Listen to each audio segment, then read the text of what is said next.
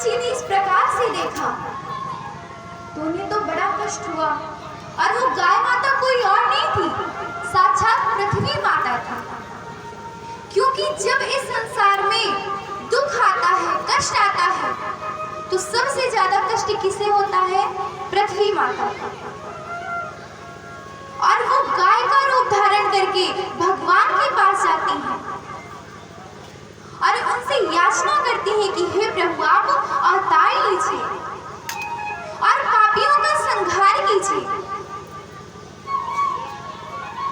आज महाराज जैसे ही राजा परीक्षित जी ने देखा, जाते हैं और कहते हैं, रे दुष्ट, क्यों मार रहा है? कौन है तू?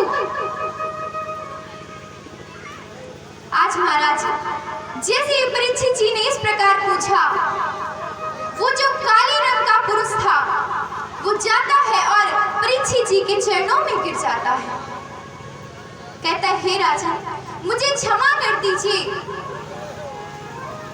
जब से प्रभु का शुद्धाम गमन हुआ है तब से मेरा आगमन हो गया और आप इतने न्यायपूर्वक से अपने राज्य का पालन करते हैं कि मुझे तो कहीं पे स्थान ही नहीं मिला कि मैं कहां पे रह जाऊं। आज महाराज वो जो काले रंग का पुरुष था इसी प्रकार की याचना करता है। और आज जैसे ही उसने याचना की और बताता है कि मैं कोई और नहीं, कलयुग हूं। हे राजा, मुझे रहने के लिए स्थान दीजिए ताकि मैं वहां पर रह सकूं। और मुझे आपके राज्य में कोई रहने का स्थान ही नहीं दिखाई देता। आज महाराज जैसे ही उसने इस प्रकार कहा तो राजा परीक्षित जी कहते हैं, ठीक है, मैं तुमको स्थान देता हूं। राजा जी कहते हैं, द्यूतम पानम स्त्रियः शूनम यत्र धर्मस्य दुर्विधा।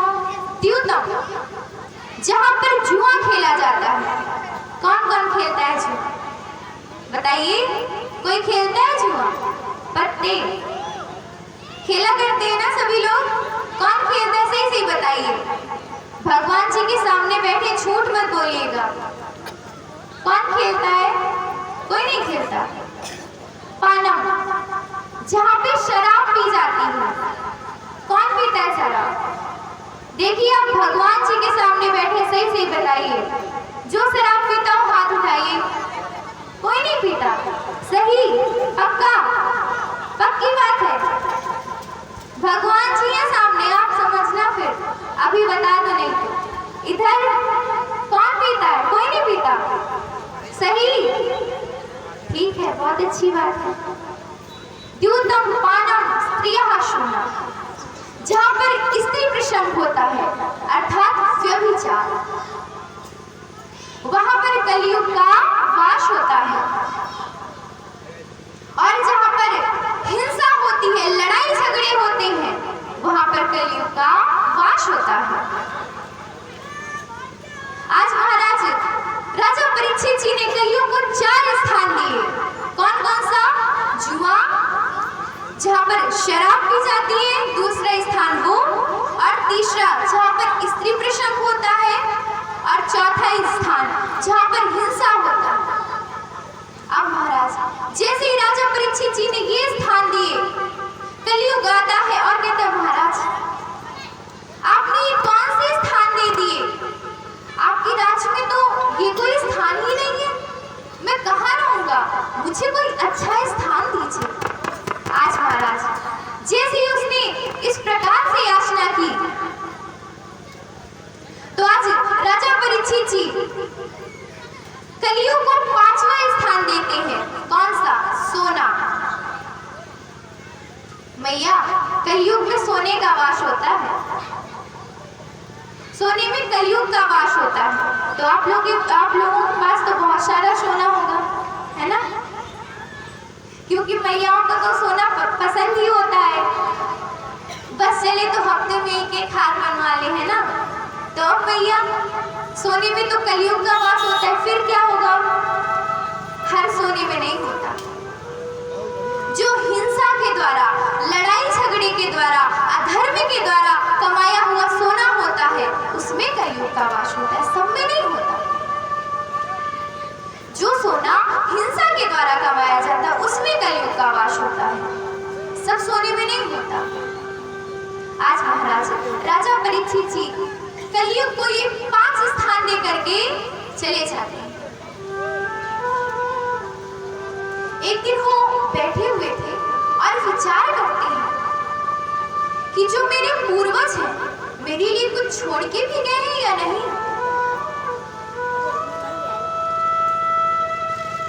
आज वो अपने राजकोष में जाते हैं और महाराज वहां पर दुष्ट अधर्मी जरासंध का मुकुट रखा हुआ था। जरासंध बहुत ही पापी था, बहुत ही दुष्ट था। आज महाराज राजा परीक्षित जी वो मुकुट को उठाते हैं और अपने सिर पर धारण कर लेते हैं। और आज जैसे ही उस मुकुट को धारण किया, उस मुकुट पर कलयुग बैठा हुआ था। आज राजा परीक्षित जी के सिर पर कलयुग विराजमान हो जाता है, क्योंकि वो जो जरासंध का मुकुट था वो हिंसा के द्वारा, अधर्म के द्वारा बनाया हुआ था। इसीलिए आज महाराज राजा परीक्षित जी उस मुकुट को पहन करके जंगल में शिकार खेलने जाते हैं। आज जैसे ही वो जंगल में गए तो आज शिकार खेलते खेलते उनको प्यास लगी। आज जैसे ही प्यास लगाई तो उन्होंने पास में एक आश्रम देखा, और वो आश्रम किसका था? समीक ऋषि का। यजमान जी किसका था? समीक ऋषि का। आज वो उस आश्रम में जाते हैं और वहां पर समीक मुनि ने समाधि लगाई है। राजा ने कहते हैं, हे मुनि मुझे प्यास लगी है, मुझे पानी दे दीजिए। लेकिन समीक ऋषि तो अपने ध्यान में मग्न थे, उन्होंने नहीं सुना। आज राजन विचार करते हैं कि ये मेरे आने के कारण शायद ढोंग कर रहे हैं, झूठी समाधि लगाए हैं। उन्होंने देखा कि बगल में एक मरा हुआ सांप पड़ा हुआ है, उन्होंने उठाया और आज समीक ऋषि के गले में डाल दिया महाराज। और आज सांप को डाल करके अपने राजभवन चले जाते हैं। आज जैसे ही मुकुट उतारा तो विचार करते हैं, अरे भगवान मैंने क्या कर दिया, मैंने उन महात्मा के साथ ये कैसा बुरा काम कर दिया। इधर महाराज जो समीक ऋषि थे उनके पुत्र का नाम था श्रृंगी। क्या नाम था? श्रृंगी ऋषि। आज महाराज श्रृंगी ऋषि के मित्र आते हैं और जैसा जैसा परीक्षित जी ने किया था आज श्रृंगी ऋषि को बताया। श्रृंगी ऋषि नदी के पास थे और उन्होंने जैसे ही सुना उन्हें क्रोध आ गया, उन्होंने नदी से हाथ में जल उठाया और आज राजा परीक्षित जी को श्राप दे दिया। इति लंघित मर्यादम तत्सकः शब्दमेहनि।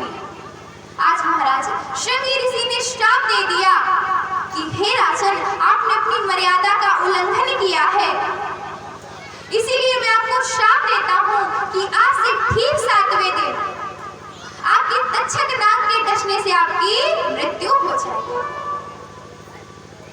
अच्छा महाराज देखा जाए तो ये श्राप केवल परीक्षित जी के लिए नहीं था, हम लोगों के लिए भी है। कैसे है? क्योंकि हफ्ते में केवल 7 ही दिन होते हैं और इन्हीं 7 दिनों में एक दिन हमारा जन्म होता है और एक दिन हमारी मृत्यु हो जाती है। कोई आधा दिन तो नहीं आता। दादाजी आता है क्या? नहीं आता है ना। इन्हीं 7 दिनों में एक दिन हमारी मृत्यु भी हो जाती है। तो राजा परीक्षित जी के लिए बस 7 दिन नहीं थे, हमारे लिए भी 7 दिन है। अच्छा आपने सब जगह देखा होगा यहाँ थूकना मना है, यहाँ बैठना मना है, लेकिन कहीं पे ये नहीं लिखा होता यहाँ मरना मना है ना। क्योंकि सबका तो भरोसा है कि क्या कब हो सकता है, लेकिन मरने का भरोसा बिल्कुल नहीं है। क्या भरोसा है इस जिंदगी का, साथ देती नहीं है किसी का। महाराज ये जिंदगी किसी का साथ नहीं देती। समान 100 बरस का पल की खबर नहीं। आप कोई सामान लाओ तो उसकी तो गारंटी है कि हाँ हाँ ये इतने वर्ष चल जाएगा, लेकिन अपने जीवन की कोई गारंटी नहीं है। अभी है कुछ क्षण बाद नहीं होगी। तो महाराज केवल परीक्षित जी को 7 दिनों का श्राप नहीं था, बल्कि हमें भी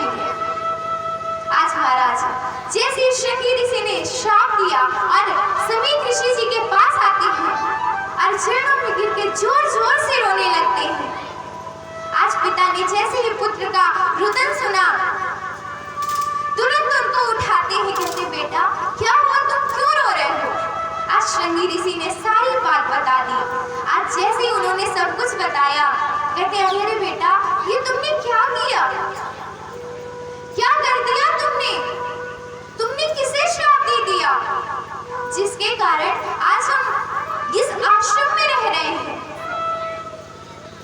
कोई हिंसक पशु नहीं आता, कोई हमें परेशान नहीं करता, कोई असुर हमें सताता नहीं है, तुमने उनको श्राप दे दिया।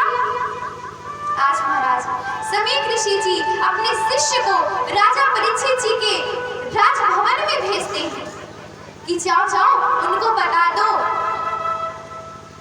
कि उनकी मृत्यु की केवल 7 दिवस ही शेष है।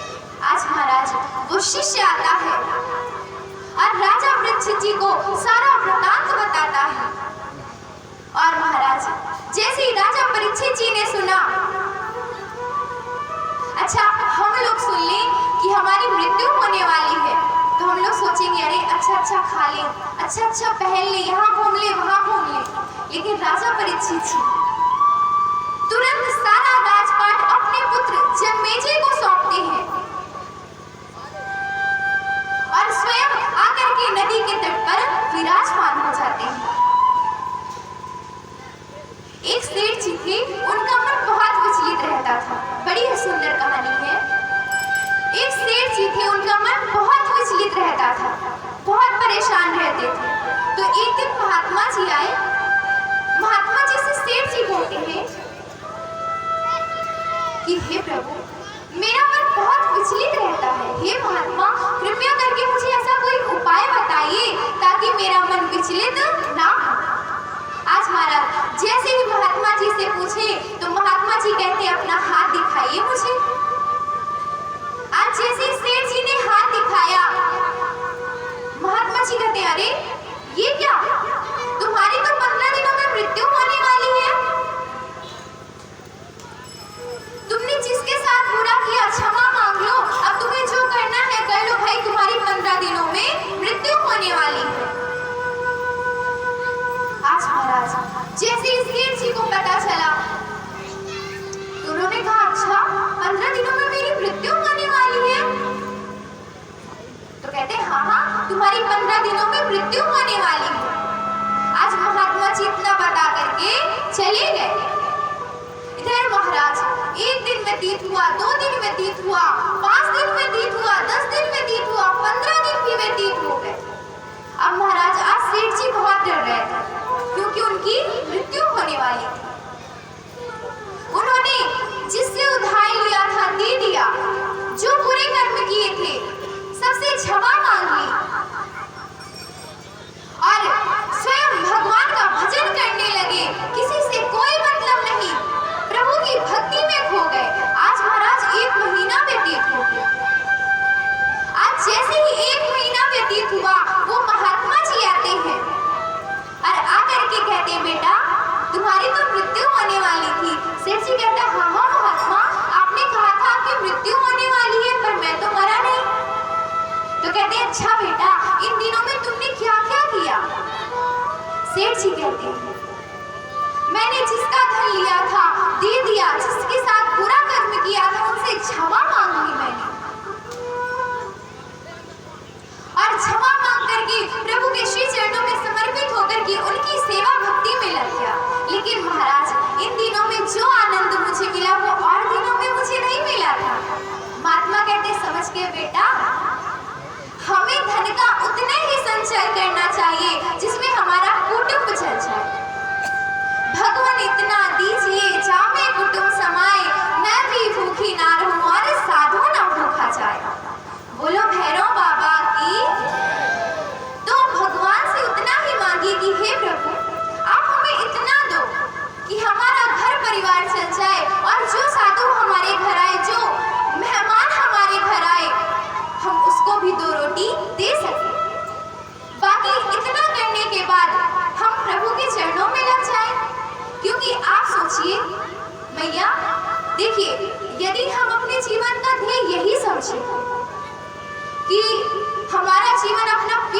लेने के लिए हुआ है। तो अच्छा, आपके घर में जो जानवर बने हुए हैं उनको भी तो आप देखो, सुबह खा पी लेते हैं, दिन भर पड़े रहते हैं, पेट तो उनका भी भर जाता है ना। यदि भगवान ने हमें ये जीवन दिया है तो कोई उद्देश्य ही होगा, इसीलिए दिया है ना। बड़े भाग मानुष धन पावा। तो यदि ये मनुष्य जन्म मिला है तो इसका लाभ भी उठाना चाहिए ना। तो इसीलिए महाराज, जो भी काम है वो काम करिए, लेकिन भगवान को जरूर याद करिए।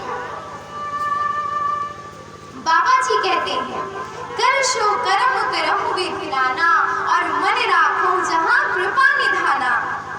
भगवान ने जो काम दिए, मानते हैं मनुष्य जन्म है तो काम तो बहुत होंगे, लेकिन भगवान ने जो काम दिए, काम करिए आप, किसी ने नहीं रोका, लेकिन हाथों से काम हो और मुख में प्रभु का नाम हो। मन राखो जहां कृपा निधाना। मन हमारा प्रभु के चरणों में ही होना चाहिए।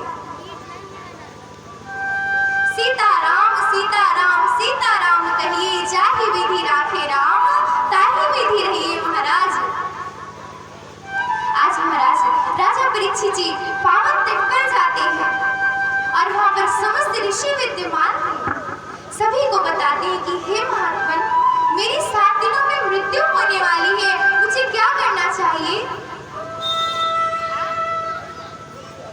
आज महाराज किसी ने भी सही प्रकार का उत्तर नहीं दिया। तभी वहां पर श्री शुकदेव मुनि महाराज का आगमन होता है। बोलिए श्री शुकदेव मुनि महाराज की जय हो। आज महाराज जैसे ही श्री शुकदेव मुनि महाराज आए, राजा परीक्षित जी ने उनका पूजन किया, उनको आसन प्रदान किया, और जैसे ही वो कुशल पूर्वक आसन पर विराजमान हो गए, आज परीक्षित जी हाथ जोड़ करके बैठ जाते हैं और कहते हैं, हे प्रभु, आप तो सब जानते हैं मेरी 7 दिनों में मृत्यु होने वाली है, मुझे क्या करना चाहिए। आज महाराज जैसे ही शुकदेव मुनि महाराज ने ये प्रश्न सुना, बड़े ही प्रसन्न होते हैं और बोलते हैं, हरियाणे स्थिति कृष्ण कृतो लोक हितं नृपो, आत्मवित् सम्मतः पुंसां श्रोतव्या दिशु यः परः। आज महाराज श्री शुकदेव जी महाराज कहते हैं, राजन, मैं बड़ा प्रसन्न हुआ तुम्हारे इस प्रश्न के द्वारा, क्योंकि जो योगी होते हैं, महापुरुष होते हैं, वो लोग ऐसे प्रश्न की बहुत ही प्रशंसा करते हैं। देखो परीक्षित, जो परम पद को प्राप्त करना चाहता है, देखो मृत्यु तो सबकी होनी है, जो परम पद को प्राप्त करना चाहता है उसे क्या करना चाहिए, उसे भगवान का भजन करना चाहिए, कीर्तन करना चाहिए, उनके चरणों में ध्यान लगा देना चाहिए, क्योंकि श्रवण वरा होश करे संस्तुतः पुरुषा पशु, यत् कड पथोपितो जातु नाम कदा बुझा। जिसने अपने जीवन में कभी प्रभु का नाम नहीं लिया ना, उसकी जीभा जो है ना, जीभ वो मेढक के समान केवल टर टर टर बकवास करने के लिए।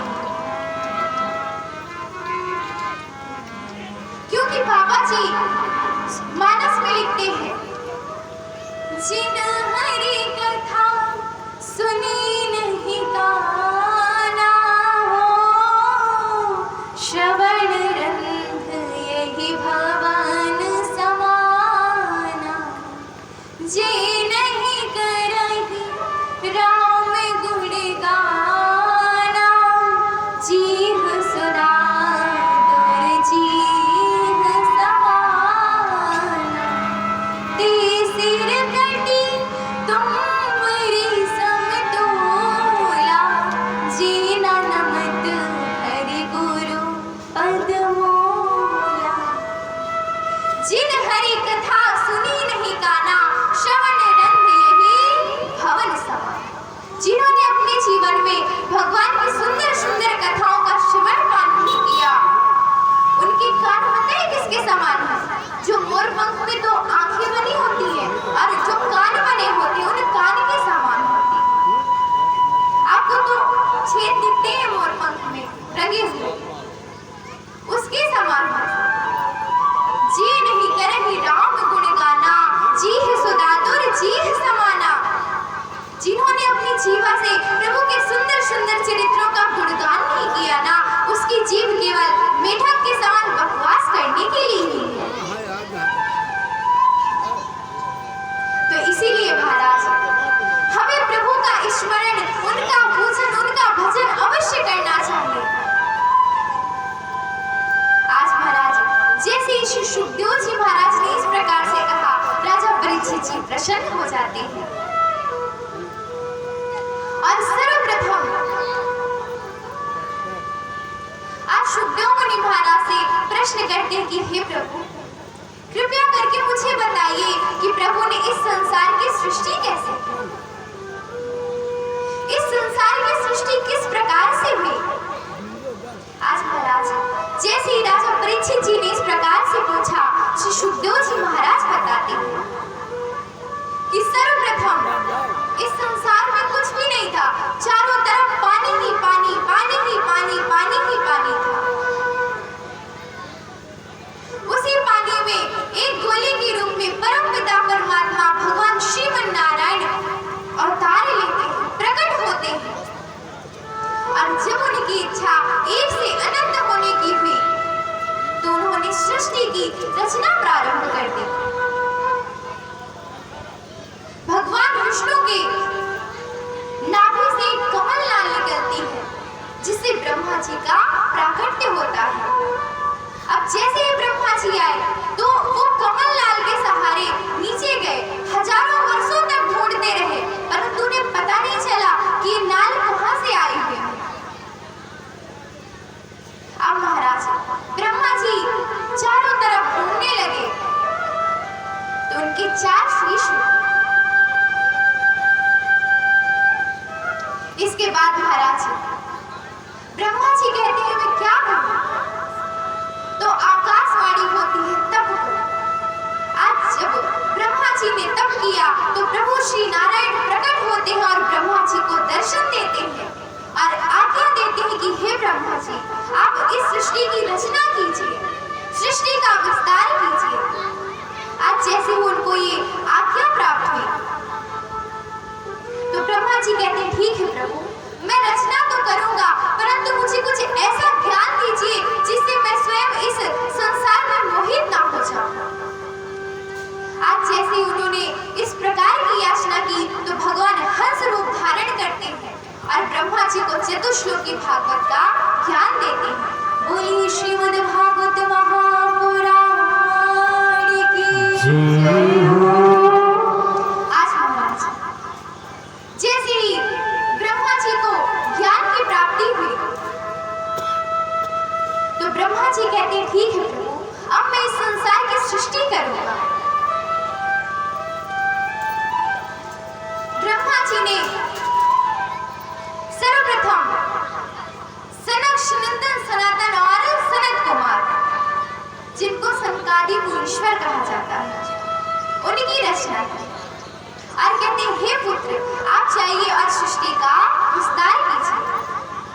उन्होंने कहा नहीं नहीं प्रभु, नहीं नहीं पिताजी, हम विस्तार नहीं कर सकते, हमारी बस की बात नहीं है ये।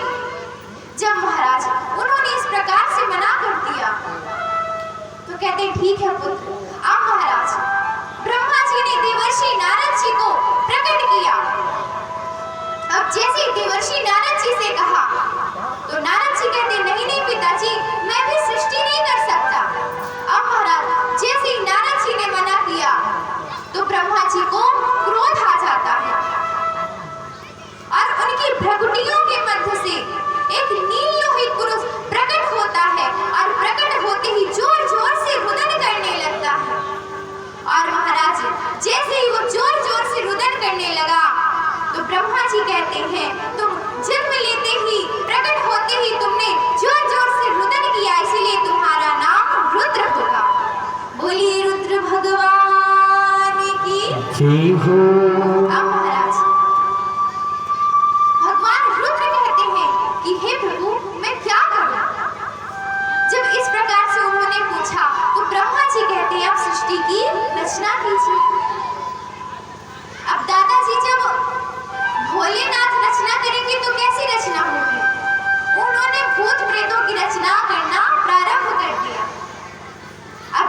भूत प्रेतों की रचना करना प्रारंभ किया तो ब्रह्मा जी कहते अलम प्रजा विशिष्टाभि, अलम प्रजा विशिष्टाभि, बेटा बेटा बस करो, बंद कर दो रचना करना।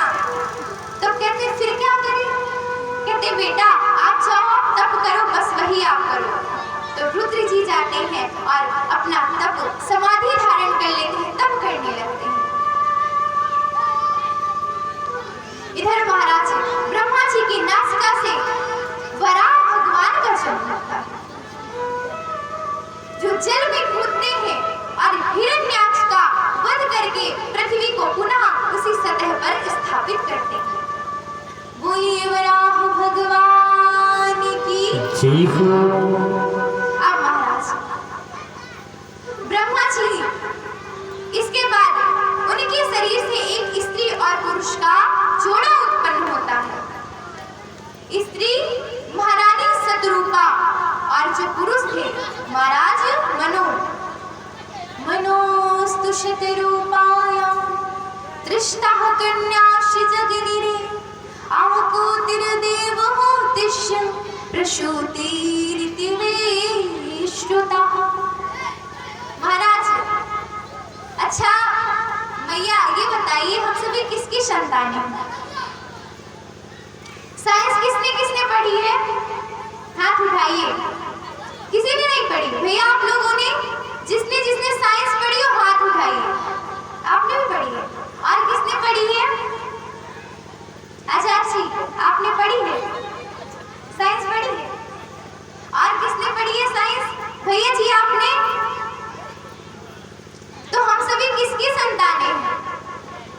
हमको आप सभी को पढ़ाया गया होगा कि आपके पूर्वज बंदर हुआ करते थे, सही बात है? पढ़ा है आप लोगों ने? किसने किसने पढ़ा है? हाथ उठाइए। अच्छा ठीक, आप लोगों ने पढ़ा है कि आपके पूर्वज बंदर हुआ करते थे, लेकिन हमने पढ़ा है कि हमारे जो पूर्वज थे हम किसकी संतान है? हम महाराज मनु की संतान। हम बंदर की संतान नहीं है। एक लड़का था वो अपनी माता जी के पास गया, कहता है मैया मैंने पढ़ा है कि हमारे पूर्वज बंदर हुआ करते थे। तो मैया कहती नहीं नहीं बेटा हमारे पूर्वज बंदर नहीं थे, हम तो महाराज मनु और रानी शतरूपा के वंशज हैं, उन्हीं की संतानें हैं। तो बेटा कहते नहीं नहीं मैया मैंने पिताजी से पूछा तो उन्होंने कहा हमारे पूर्वज जो थे वो बंदर हुआ करते थे। तो मैया ने बहुत समझाया, कहती नहीं बेटा बेटा कहते मैया मैंने 4 बार 5 बार पिताजी से पूछा परंतु उन्होंने कहा कि हमारे पूर्वज बंदर हुआ करते थे।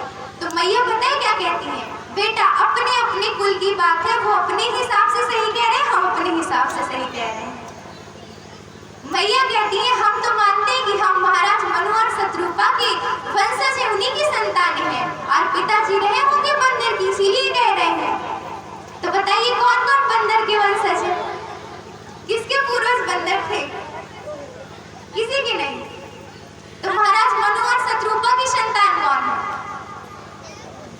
फिर किसकी है? कोई भी नहीं है। अच्छा जो जो महाराज मनु और रानी शतरूपा की संतान हो हाथ उठाइए।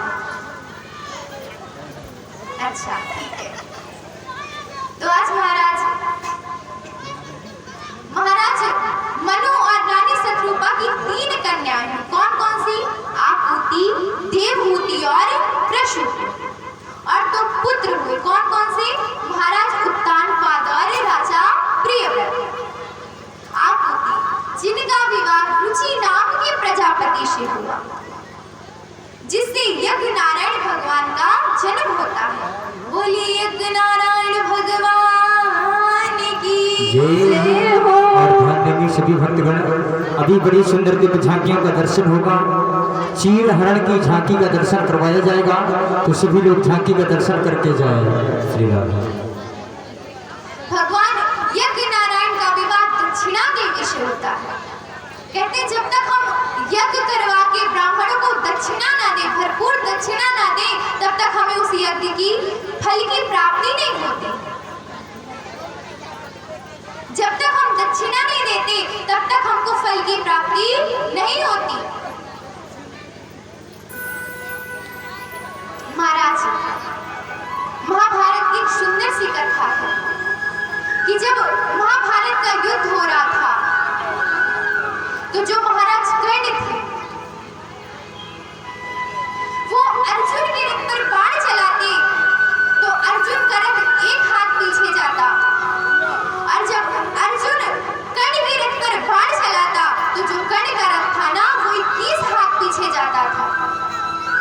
लेकिन जैसे ही कर्ण रथ चलाए और अर्जुन का रथ एक हाथ पीछे जाए तो भगवान श्री कृष्ण कहते थे वाह कर्ण वाह। महाराज जब कई बार राजा अर्जुन ने इस प्रकार सुना तो आज वो प्रश्न करता है कि हे प्रभु, जब मैं बाण चलाता हूँ तो कर्ण का जो रथ है ना वो 21 हाथ पीछे जाता है, तब तो हम कुछ नहीं करते।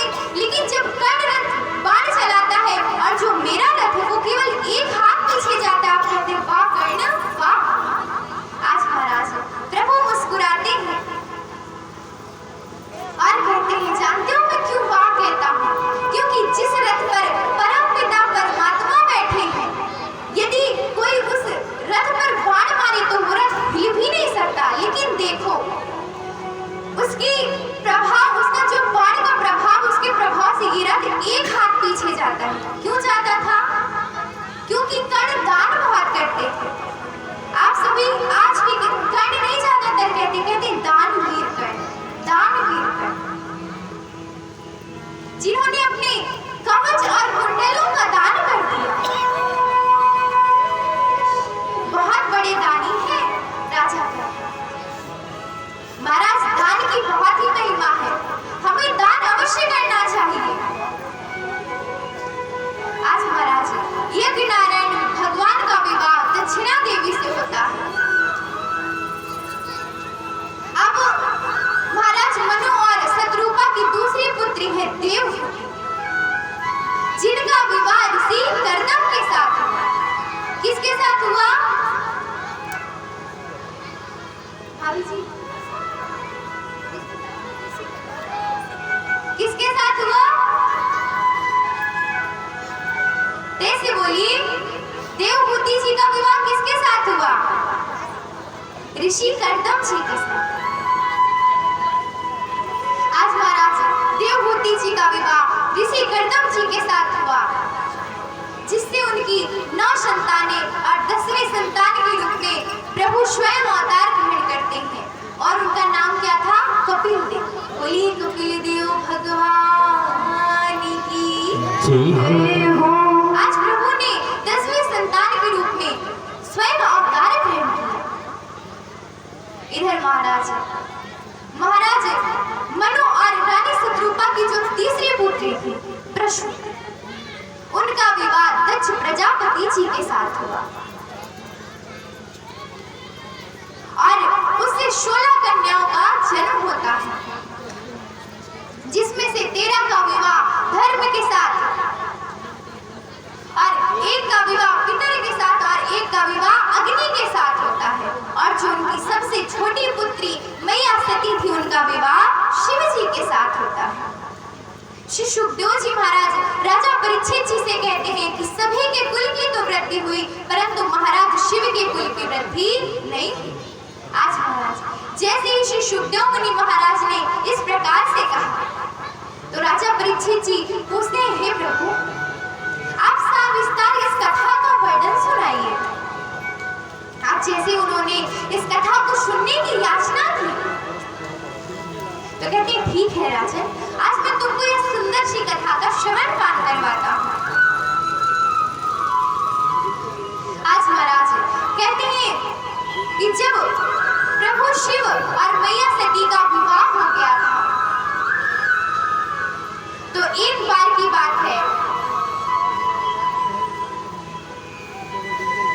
कि प्रभु शंकर और मैया सती कुंभज ऋषि के पास कथा का श्रवण पान करने जाते हैं। एक बार त्रेता जुग माही, एक बार त्रेता जुग माही,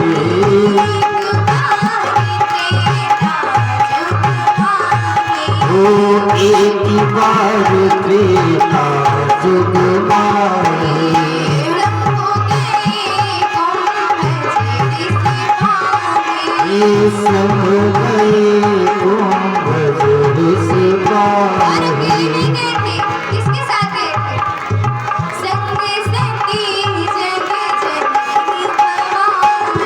संग सखी जग जननी भवानी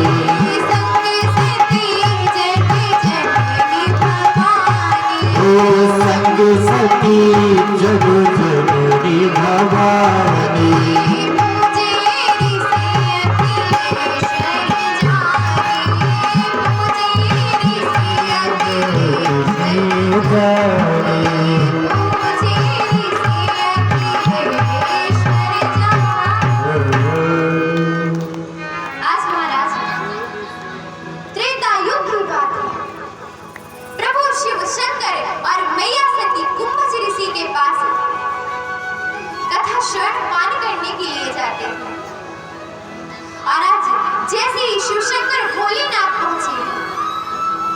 जो कुंभज ऋषि थे वो अपने आसन से उठ जाते हैं और प्रभु शिव को प्रणाम करने लगते हैं।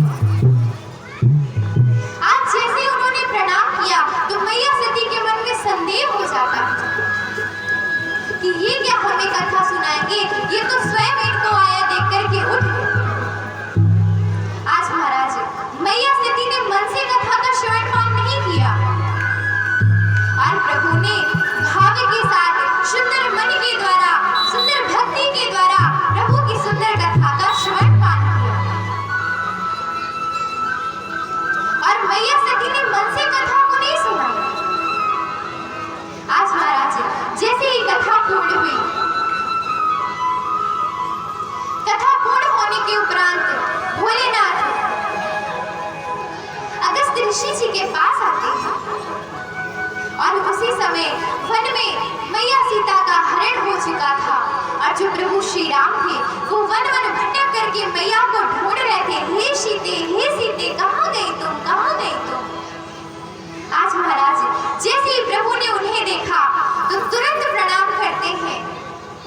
सच्चिदानंद स्वरूप परम पिता परमात्मा की जय हो, जय हो, जय हो। आज मैया ने जैसे ही देखा, अरे ये सच्चिदानंद, ये कैसे सच्चिदानंद परमात्मा हो सकते हैं जो एक स्त्री के वियोग में रो रहे हैं, ये कैसे सच्चिदानंद हो सकते हैं। आज महाराज मैया सती शिव शंकर भोलेनाथ से कहती हैं, प्रभु यही है आपका सच्चिदानंद स्वरूप प्रभु।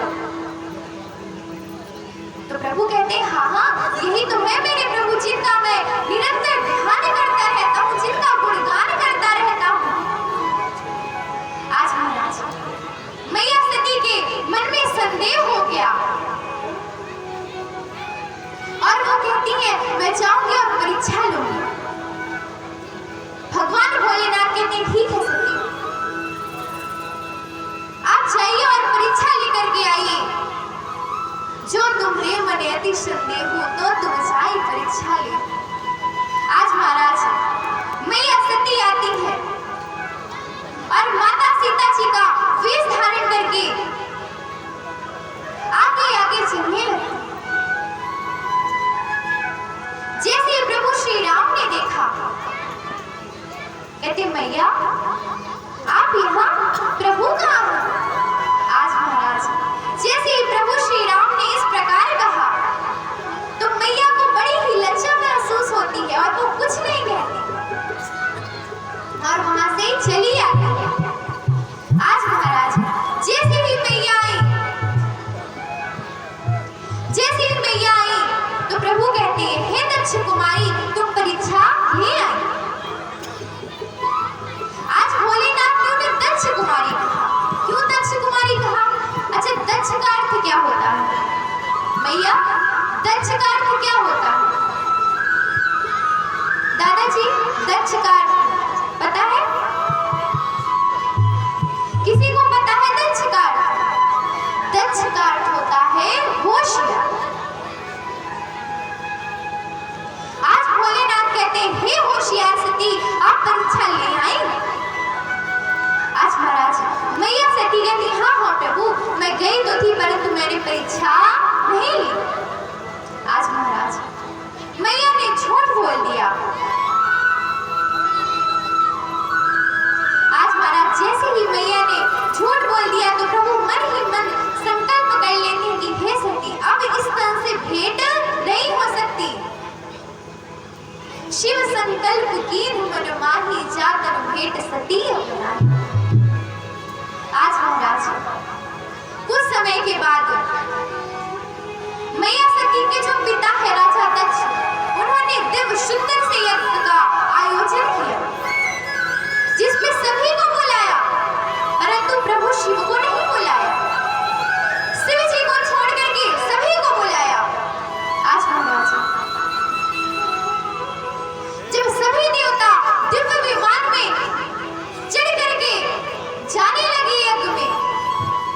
मैया पूछती आप लोग कहाँ जा रहे हैं? देवता कहते मैया आपको नहीं पता क्या, आपके पिता ने यज्ञ का आयोजन किया है, हम सभी वहीं जा रहे हैं।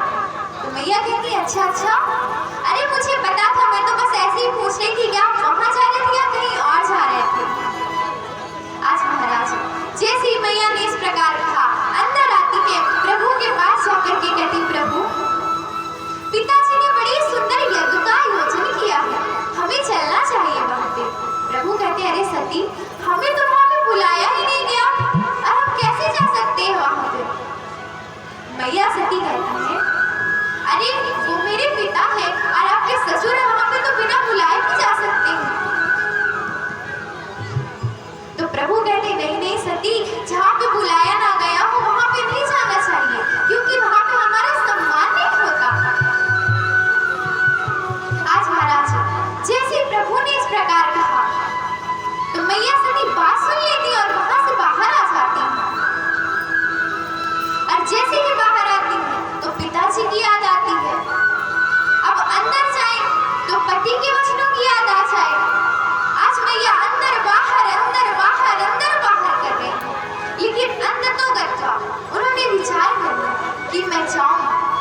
आज महाराज मैया अपने पिताजी के घर की ओर चल देती। आज महाराज जैसे ही वो आई और उन्होंने क्या देखा कि सभी के बैठने का तो स्थान है, परंतु मेरे पति के बैठने का स्थान नहीं है। आज महाराज जैसे ही मैया ने देखा बड़ी क्रोधित हो गई। आज उनकी बहनों ने उनसे प्रेम से भी बात नहीं किया और हंसने लगी, कहती देखो देखो इसे तो बुलाया भी नहीं गया और ये यहाँ चली आई। महाराज उनकी माता बस उनसे प्रेम से मिलती है, सादर मिले मिले एक माता भगिनी देखी बहुत मुस्कुराता। जो उनकी माता थी वो बस प्रेम से मिलती और किसी ने उनसे बात भी नहीं की। आज महाराज दक्ष प्रजापति मैया के पास आते हैं और कहते हैं कि रे सती तू किस शिव की बात कर रही है? उसका नाम तो शिव है, परंतु वो पूरा का पूरा अशिव है। मुंडों की माला धारण करता है, भस्म लगाता है, गले में सांप लपेटे रहता है। आज महाराज दक्ष प्रजापति ने प्रभु की बहुत ही निंदा की। आज महाराज जैसे मैया ने निंदा सुनी तो मन में विचार करती है, हरि हरि निंदा सुने ही चिकाना, होई पाप को घात समाना।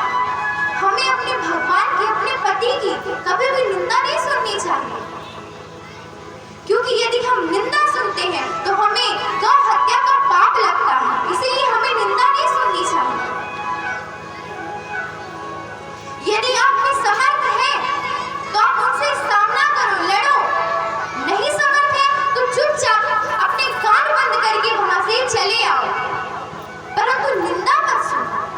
आज महाराज जैसे ही मैया ने निंदा सुनी तो बड़ी क्रोधित हो जाती और कहती पिताजी आप कैसी बात कर रहे हैं? शिव का नाम तो तारने वाला होता है, जो इस दो अक्षर के नाम को ले लेता है उसका जीवन धन्य हो जाता है। आज महाराज मैया सती प्रभु जी को प्रणाम करने लगती है। कैलाश के निवासी नमो बार बार, नमो बार बार हो, आयो आयो आयो शरण तिहारी प्रभु तार तार हो। कैलाश के निवासी नमो बार बार हो, नमो बार बार हो, नमो बार बार हो। शरण तुम्हारी प्रभु तार तार हो, आयो शरण तुम्हारी प्रभु तार तार हो। कैलाश के निवासी नमो बार बार हो, नमो बार बार हो। आयो शरण तुम्हारी प्रभु तार तार हो।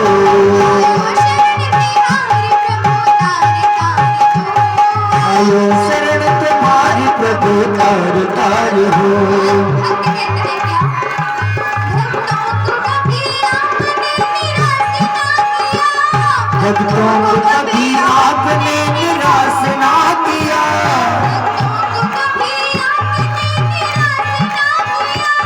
भक्तों को कभी आपने निराश ना किया।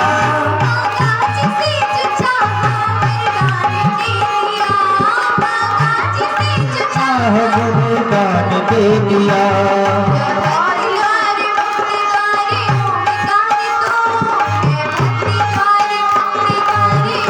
तार हो शरण तुम्हारे प्रभु, तार तार हो। कैलाश के निवासी नमो बार बार हो, नमो बार बार हो। आयो शरण तुम्हारे प्रभु, तार तार हो।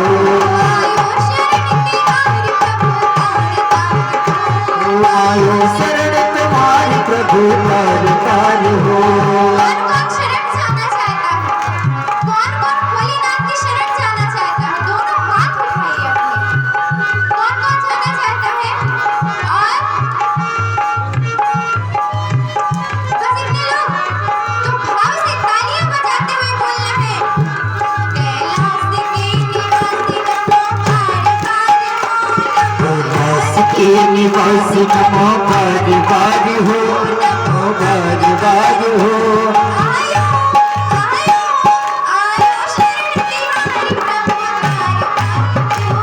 आयो शरण तुम्हारे प्रभु बार बार हो।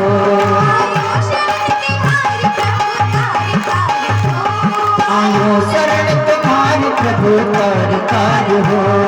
आयो शरण तुम्हारे प्रभु, तार तार हो। कैलाश के निवासी नमो बार बार हो, नमो बार बार हो। आयो शरण तुम्हारे प्रभु, तार तार हो। आयो शरण तुम्हारे प्रभु, तार तार हो। कैलाश के निवासी नमो बार बार हो, नमो बार बार हो। आयो शरण तुम्हारे प्रभु, तार तार हो। आयो शरण तुम्हारे प्रभु, तार तार हो। आयो शरण तुम्हारे प्रभु, तार तार। बोलिए शिव शंकर भोलेनाथ की जय हो। बोलिए भैरव बाबा की जय हो। बोलिए श्रीमद् भागवत महापुराण की जय हो। आज महाराज मैया सती शिव जी की बहुत ही प्रशंसा करती है और कहती है शिव नाम हम सबको तारने वाला है। और महाराज जब दक्ष निंदा करते गए तो मैया सती कहती है हो सकता है आज यदि मैं यहाँ से जाऊं तो मेरे भोलेनाथ इतने भोले हैं कि मुझे स्वीकार भी कर ले, परंतु यदि उन्होंने उपहास में भी मुझसे ये बात कह दी ना तो मैं सहन नहीं कर पाऊंगी। और महाराज आज वो अग्नि देवता को प्रणाम करती है और हवन कुंड में कूद जाती है। आज महाराज जैसे ही प्रभु ने सुना कि मैया ने हवन कुंड में कूद करके अपने प्राणों का त्याग कर दिया है, प्रभु वीरभद्र को प्रकट करते हैं और वीरभद्र आकर के सभी यज्ञ का ध्वंस कर देता है और दक्ष प्रजापति के शीश को काट देता है। जब सब लोग जाकर के प्रभु भोलेनाथ की प्रार्थना करते हैं तो भोलेनाथ तो बहुत ही भोले हैं और वो दक्ष प्रजापति को बकरी का शीश प्रदान करते हैं और फिर कृपा करते हैं और वो यज्ञ पूर्ण होता है। आज महाराज मैया सती का दूसरा जन्म राजा हिमाचल के घर में होता है पार्वती के रूप में। मैया बचपन से ही प्रभु को अत्यधिक प्रेम करती है और मैया बचपन से ही प्रभु में मन लगाती है और जाकर के तपस्या करती है प्रभु को प्राप्त करने के लिए। जब वो तपस्या कर रही थी उनके पास ऋषि मुनि आते हैं परीक्षा लेने के लिए कि अरे तुम उन्हें क्यों पाना चाहती, उनके पास तो घर भी नहीं है। तो मैया कहती ठीक है मुझे झाड़ू नहीं लगानी पड़ेगी। ऋषि कहते अरे वो वस्त्र नहीं पहनते। तो मैया